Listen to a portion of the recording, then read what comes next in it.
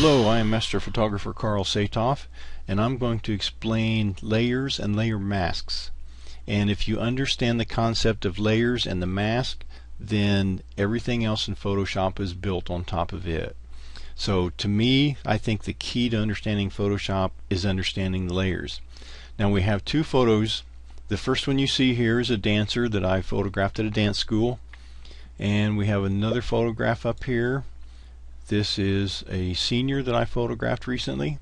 Now I'm going to just pull her down so she's a floating panel, and then get my move tool, click and hold, move her over, hold down the shift key, and it will drop her right on top of the dancer. So now we can get rid of that one. Now we have the dancer with the senior on top, so we have two layers. You can see the top layer because you can see the eyeball. If you can't see the eyeball, you can't see the layer. So if I shut the eyeball off by clicking on it, all we see is the bottom layer. That's the original photograph we started with. Then we dropped in the senior girl on top. You can't see the layer below it because this senior girl is at 100% opacity. You can see that right here. If we click and hold and just take this opacity down, you'll start seeing the layer below it. And you can go all the way to 0%, and then you can't see the layer on top. So let's take this back up to 100%, and let's give this layer a mask. Now this layer is selected because it's blue. If we click on the bottom layer, that one's selected. Whichever layer you have selected, that's the layer that you're going to affect when you start making changes. So let's click the top layer, and let's add a layer mask by going down to this icon down here, and then it will say add layer mask. We click on that, and it gives us a mask. Now what that does is allow you to selectively change certain areas, or any area that you want. You can change the opacity of that selected area. So if we get our paintbrush and we paint with black, we have black up here. To make sure you have pure black and pure white, you just click these little boxes right there, and that will give you your default black and white. You click this little double arrow toggle thing, and that will toggle it and put black as your foreground. That's what we want. We want to paint with black. Let's take our opacity for our brush up to 100%. Now if we paint, again we have the layer mask selected, so we're painting on the mask. If we paint black, we are changing the opacity, and we start seeing the layer down below it. Now there's no easy good way to think of this as to how this will work. You just have to remember, if you paint with black on your mask, it changes the opacity in that area. So at 100%, we are erasing this area of the top layer. Now you can see the layer below it. If we toggle this and paint with white, it does just the opposite. It will increase the opacity in that area. Again, we're still on the top layer. We're on the layer mask, and we're just bringing the opacity in that area back up to 100%, so you can't see it. Let's create a layer. Let's create a black layer. Let's put black on top. Layer, new fill layer, solid color. Okay, we want black. Now we have three layers. We have the color fill layer, which is 100% opacity, so it's solid. You can't see through it. That's why you can't see the layers below it. Shut that off, you can see the layer below it.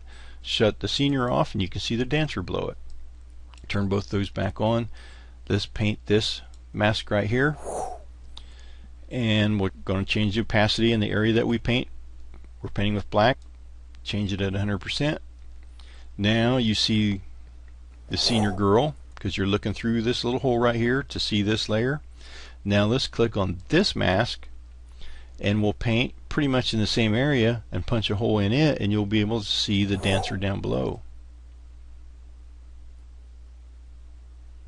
So we're looking just in that area that we've painted. We're looking all the way through down to the very bottom layer.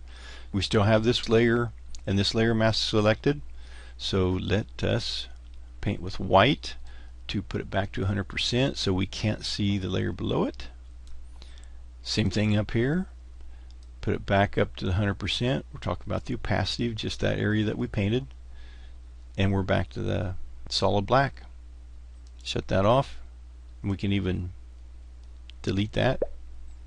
And that's the basics of understanding the layer and the layer mask.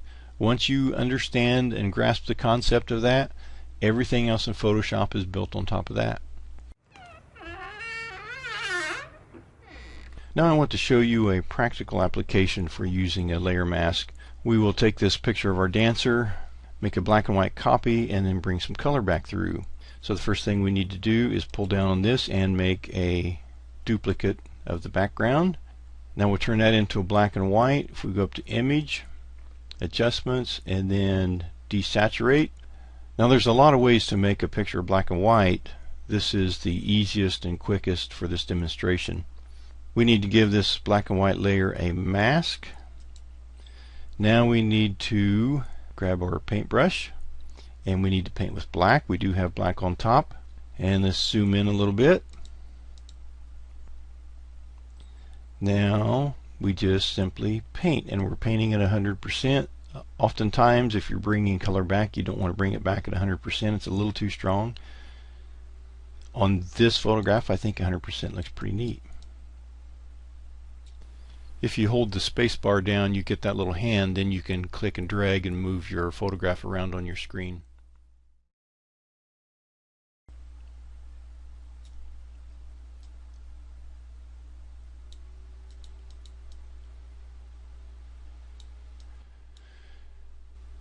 Now you'll notice down here on her leg we got a little sloppy. Let's zoom in to 100%. Now we switch over to white and we paint to erase that.